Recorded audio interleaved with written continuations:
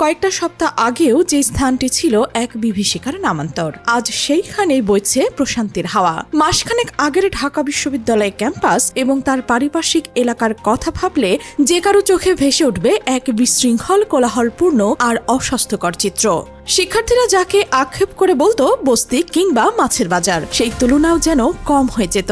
ময়লার বিশাল ভাগাড় থেকে ভেসে আসা তীব্র দুর্গন্ধ, মোড়ে মোড়ে মাদকাসক্ত আর ভবঘুরেদের আনাগোনা, ফুটপাত দখল করে বসা অবৈধ দোকানপাটের সারি আর অটোরিকশার গগনবিদারী হর্ন, সব মিলিয়ে যেন একদম বন্ধ করা পরিস্থিতি। হল থেকে বের হয়ে ক্লাসের দিকে হেঁটে যাওয়াটা ছিল এক যুদ্ধ।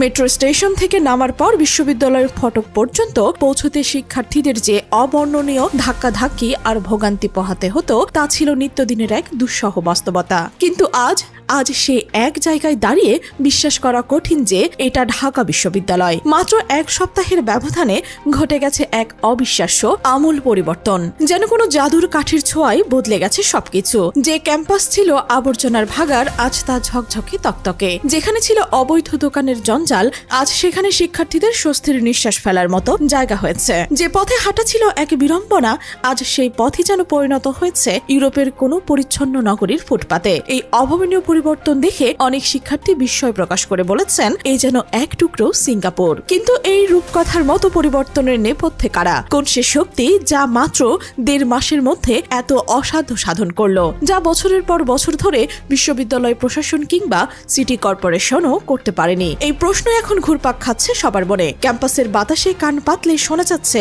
এক চাপা ফিসফিস, এক মুগ্ধ বিস্ময়ের গুঞ্জন। এই নীরব বিপ্লবের পেছনে নায়কদের খুঁজে ফিরছে সবাই। ঘটনার সূত্রপাত হয় ডাকসুর ভিপি সাদিক কায়েমের একটি দৃঢ় নির্দেশনার মাধ্যমে। শিক্ষার্থীদের দৈনন্দিন ভোগান্তির চিত্র তার নজর এড়ায়নি। তিনি বুঝতে পেরেছিলেন একটি সুন্দর একাডেমিক পরিবেশ সবার জন্য আগে প্রয়োজন এবং নিরাপদ ও পরিচ্ছন্ন ক্যাম্পাসও প্রয়োজন। সেই ভাবনা থেকেই তিনি এই পরিবর্তনের বিশাল কর্মযজ্ঞের পরিকল্পনা করেছেন। তার নির্দেশে মাঠে নামেন ডাকসু সদস্য সর্বমিত্র চাকমা এবং সমাজসেবা সম্পাদক এবি জোবায়ের। তাদের নেতৃত্বে শুরু হয় এক সারা জাগানো উচ্ছেদ অভিযান। প্রথম দিকে অনেকেই বিষয়টি গতানুগতিক লোক দেখানো কার্যক্রম বলে ধরে নিয়েছিলেন, কারণ এর আগে এমন উদ্যোগ নেওয়া হয়েছে। কিন্তু কয়েকদিন যেতে না যেতেই পরিস্থিতি আবার আগের অবস্থায় ফিরে আসে। কিন্তু এবার ঘটল ব্যতিক্রম। সর্বমিত্র চাকমা ও এবি জোবায়ের নিরলস পরিশ্রমে অবৈধ দোকানপাট, অটোরিকশার অবৈধ স্ট্যান্ড এবং ময়লার স্তূপগুলো এমনভাবে নির্মূল করা হলো যা ছিল স্থায়ী এবং কার্যকর। তাদের কাজের ধরন দেখে মনে হচ্ছিল তারা শুধু উচ্ছেদ করতেই আসেননি, বরং এটি নতুন সংস্কৃতি প্রতিষ্ঠা করতে এসেছেন। পরিচ্ছন্নতার সংস্কৃতি, শৃঙ্খলার সংস্কৃতি। অভিযানের পর টিএসসি এবং মেট্রো স্টেশন সংলগ্ন এলাকাগুলোর দিকে তাকালে চোখ জুড়িয়ে যায়। ঝকঝকে ফুটপাত, পরিচ্ছন্ন রাস্তা আর শৃঙ্খলার এক অদ্ভুত মেলবন্ধন।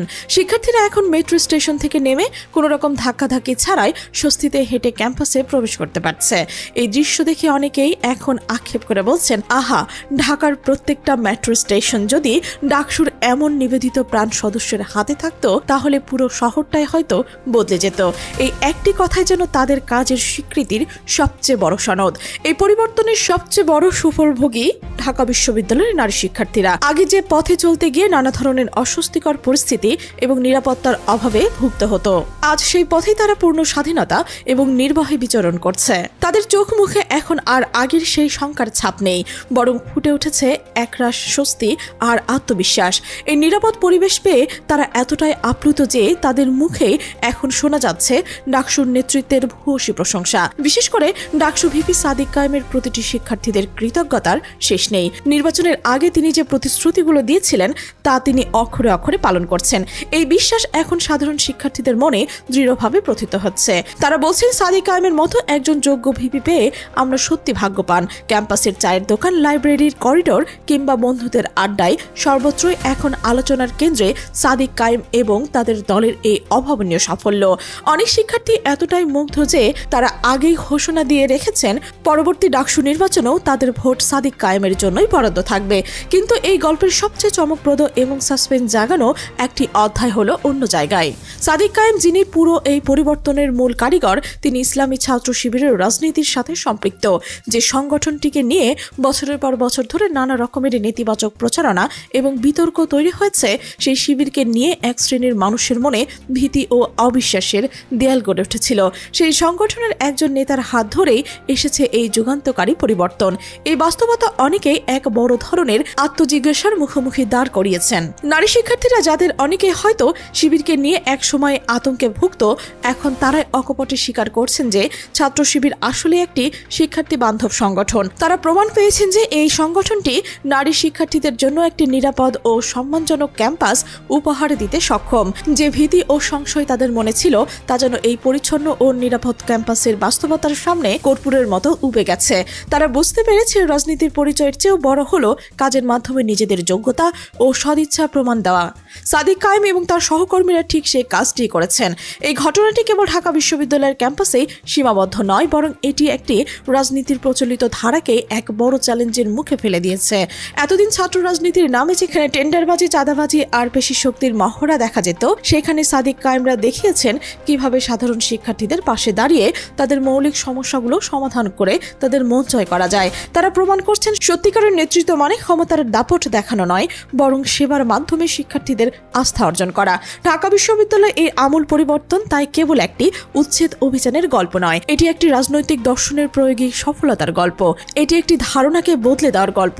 এটি সেই গল্প যা প্রমাণ করে সদিচ্ছা থাকলে যে কোনো অসাধ্যকেই সাধন করা যায়। সাদিক কায়েম, সর্বমিত্র চাকমা এবং এবি জোবায়ের এই নীরব বিপ্লব হয়তো আগামী দিনের ছাত্র রাজনীতির জন্য একটি নতুন মাইল ফলক হয়ে থাকবে। যে বিপ্লব শিখিয়েছে সুন্দর পরিবেশ আর নিরাপত্তা কোনো বিলাসিতা নয়, বরং তার শিক্ষার্থীদের অধিকার, আর সেই অধিকার আদায়ে যে নেতৃত্ব কাজ করে, শিক্ষার্থীরা বারবারই তার পাশে থাকে। তাদের রাজনৈতিক পরিচয় যাই হোক না কেন, ঢাকা বিশ্ববিদ্যালয়ের এই নতুন ভোর হয়তো সেই সত্যরই এক উজ্জ্বল দৃষ্টান্ত হয়ে রইল। পুরো দেশ এখন তাকিয়ে আছে এই অভিযাত্রা কোথায় গিয়ে শেষ হয় তা দেখার জন্য।